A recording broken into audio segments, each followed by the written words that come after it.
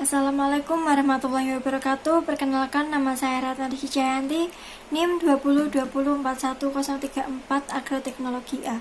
Di video kali ini saya akan menjelaskan tentang sistematika penulisan karya tulis ilmiah. Pengertian karya tulis ilmiah. Karya tulis ilmiah dapat dipahami sebagai teks yang ditulis dengan susunan sistematis serta logis dan memenuhi kaidah ilmu pengetahuan yang berlaku. Aspek rasionalitas diutamakan dalam penulisan karya tulis ilmiah, dan permasalahan yang diangkat bersifat objektif dan faktual.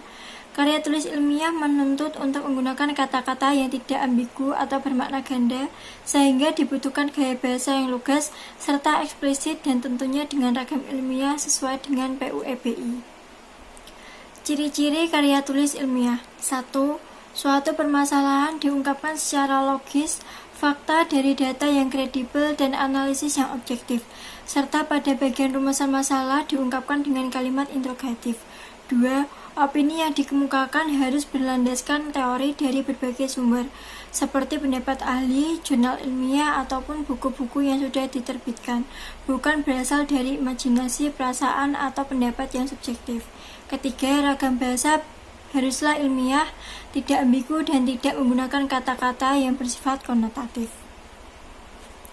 Struktur karya tulis ilmiah. Yang pertama, halaman judul. Karya tulis ilmiah ditulis berdasarkan topik yang diangkat sehingga menjadi nama dari karya ilmiah tersebut. Judul harus ditulis semenarik dan sejelas mungkin sehingga pembaca mendapat gambaran tentang apa isinya. Contoh judulnya. Judul-judul yang berpotensi menjadi clickbait pada portal berita daring lain today. Suatu kajian pragmatik.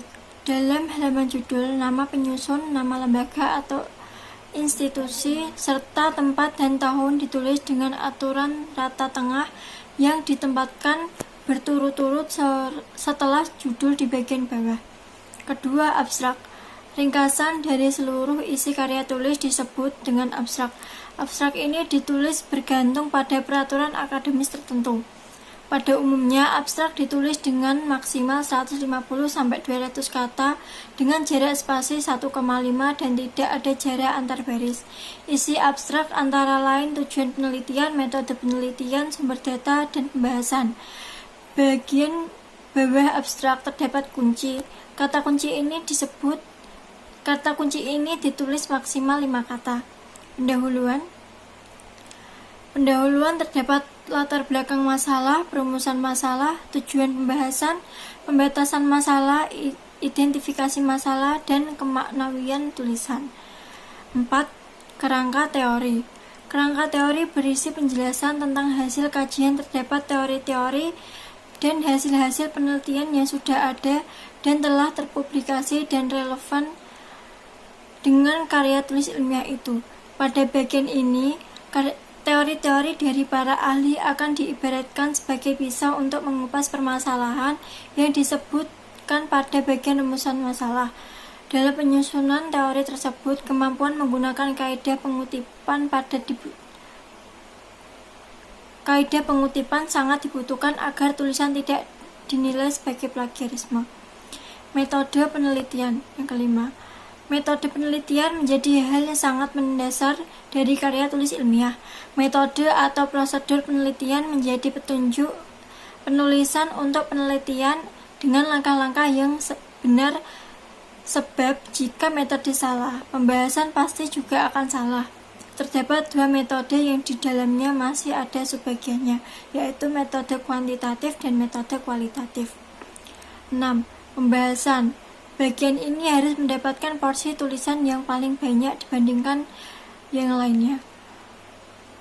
Apa yang tertulis pada bagian kerangka teoretis akan digunakan semaksimalnya pada bagian ini.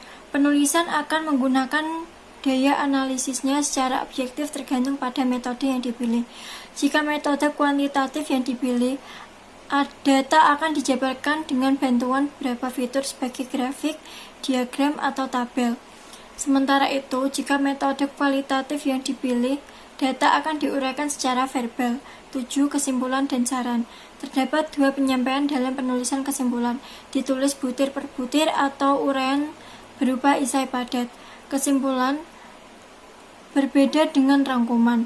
Pada bagian kesimpulan, proses pemaknaan telah terjadi, sedangkan rangkuman hanyalah berisi kumpulan ide pokok. Kesimpulan berisi pemaknaan dari awal pembahasan hingga akhir yang ditulis secara singkat, padat, dan jelas. Pada umumnya, bagian ini juga menyajikan saran dan rekomendasi.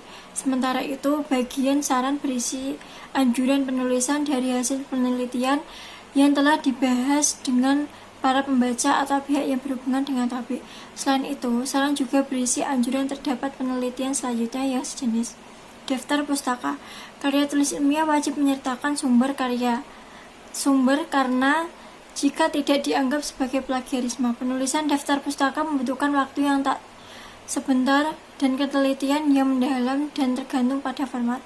Terdapat 2 format penulisan daftar pustaka yang paling terkenal, yaitu format APA dan MLA. Sekian dari penjelasan saya. Jika terdapat kurang atau salah kata, saya mohon maaf. Wabillahi taufiq wal hidayah. Wassalamualaikum warahmatullahi wabarakatuh.